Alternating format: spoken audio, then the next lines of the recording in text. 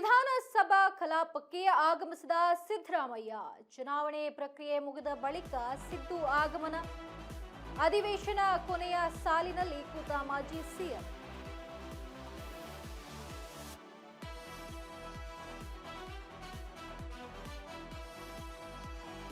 ವಿಧಾನಸಭೆ ಕಲಾಪಕ್ಕೆ ಸಿಎಂ ಸಿದ್ದರಾಮಯ್ಯ ಆಗಮಿಸಿದ್ದಾರೆ.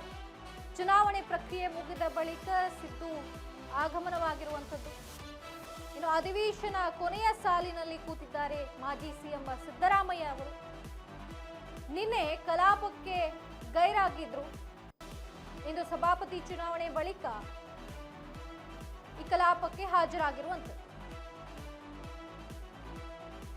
ಸಚಿವ ಸಂಪುಟ ವಿಸ್ತರಣೆಯಲ್ಲಿ ಮೌನವನ್ನ ತೆಗೆದುಕೊಂಡಿದ್ರು ಸಿಎಂ ಸಿದ್ದರಾಮಯ್ಯನವರು. ಅವರ ಆಕಾಂಕ್ಷಿಗಳಿಗೆ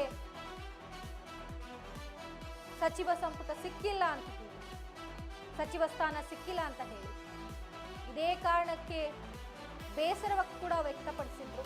ಇನ್ನು ನಿನ್ನೆ ಕಲಾಪಕ್ಕೆ ಗೈರಾಗಿದ್ರು ಕೂಡ ಇಂದು ಸಭಾಪತಿ ಚುನಾವಣೆ ಬಳಿಕ ಈ ಕಲಾಪಕ್ಕೆ ಹಾಜರಾಗಿದ್ದಾರೆ ಮಾಜಿ ಸಿಎಂ ಸಿದ್ದರಾಮಯ್ಯನವರು.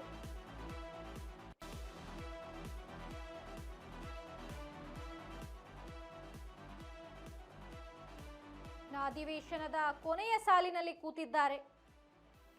ನಿನ್ನೆ ಕಲಾಪಕ್ಕೆ ಗೈರಾಗಿದ್ರು ಕೂಡ ಇಂದು ಸಭಾಪತಿ ಚುನಾವಣೆ ಬಳಿಕ ಕಲಾಪಕ್ಕೆ ಹಾಜರಾಗಿದ್ದಾರೆ.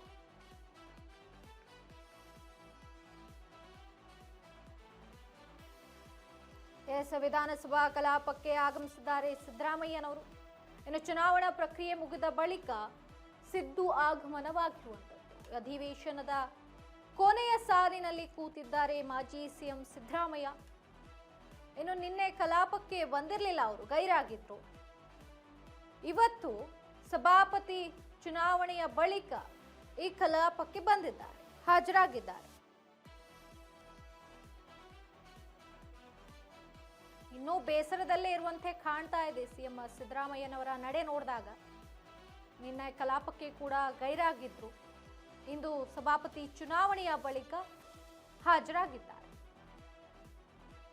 ಅಧಿವೇಶನದ ಕೊನೆಯ ಸಾಲಿನಲ್ಲಿ ಕೂತಿದ್ದಾರೆ ಮಾಜಿ ಸಿಎಂ ಸಿದ್ದರಾಮಯ್ಯ.